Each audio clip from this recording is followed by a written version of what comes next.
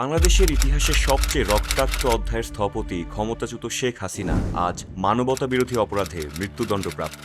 ভারতে পলাতক এই স্বৈরশাসকের বিরুদ্ধে আন্তর্জাতিক অপরাধ ট্রাইব্যুনালের রায় বাংলাদেশের রাজনৈতিক ইতিহাসে অভূতপূর্ব, কিন্তু বিশ্ব ইতিহাসে এই দৃশ্য অপরিচিত নয়। স্বৈরশাসনের পতন, গণহত্যার বিচার এবং ক্ষমতার অপব্যবহারের শেষ পরিণতি বিভিন্ন দেশে বিভিন্ন সময়ে একই রকমভাবে ইতিহাসের আস্তাকুড়ে ছুঁড়ে ফেলে দিয়েছে বহু স্বৈরশাসককে। যেমন দ্বিতীয় বিশ্বযুদ্ধের ফ্যাসিস্ট নেতা বেনিতো মুসোলিনি। যুদ্ধাপরাধ ও গণহত্যার দায়ে ফায়ারিং স্কোয়াডে মৃত্যুদণ্ড কার্যকরের মাধ্যমে শেষ হয় তার অধ্যায়।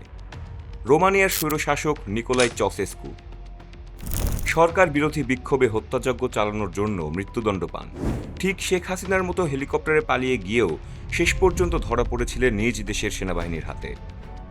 ফিলিপাইনের এক নায়ক ফার্দিনান্দ মার্কোস সিনিয়র গণহত্যা ও নির্যাতনের দায়ে ক্ষমতাচ্যুত হন এবং পরবর্তীতে মৃত্যুদণ্ডের রায় পান। ইরাকের সাদ্দাম হোসেন আল দুজাইলে গণহত্যার অপরাধে একটি বিতর্কিত বিচারের পর 2006 সালে ফাঁসিতে ঝুলিয়ে মৃত্যুদণ্ড কার্যকর করা হয়। এমনকি ইংল্যান্ডের রাজা চার্লস প্রথম স্বৈরতান্ত্রিক ক্ষমতা কায়েমের চেষ্টায় জনসমক্ষে শিরোচ্ছেদের শাস্তি পান। শেখ হাসিনার মৃত্যুদণ্ডের রায়ের মাধ্যমে শুরু হচ্ছে দক্ষিণ এশিয়ার এক নতুন ভূরাজনৈতিক অধ্যায়। যদি ভারত শেখ হাসিনাকে প্রত্যর্পণ না করে, তবে ঢাকা দিল্লি সম্পর্কের উপর তীব্র উত্তেজনা সৃষ্টি হবে। আঞ্চলিক কূটনীতিতে ভারতের নৈতিক অবস্থান দুর্বল হবে এবং বাংলাদেশ ভারত সীমান্ত নীতি, বাণিজ্য, নিরাপত্তা সহযোগিতা সবকিছুতেই চাপ বাড়বে। এই সিদ্ধান্ত দক্ষিণ এশিয়ায় শক্তির ভারসাম্যে নতুন বিভাজন তৈরি করতে পারে।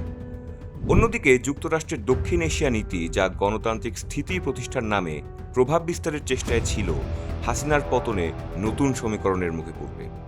বাংলাদেশ এখন ভারত, চীন ও যুক্তরাষ্ট্র তিন শক্তির প্রতিযোগিতার কেন্দ্রবিন্দুতে রূপ নিচ্ছে।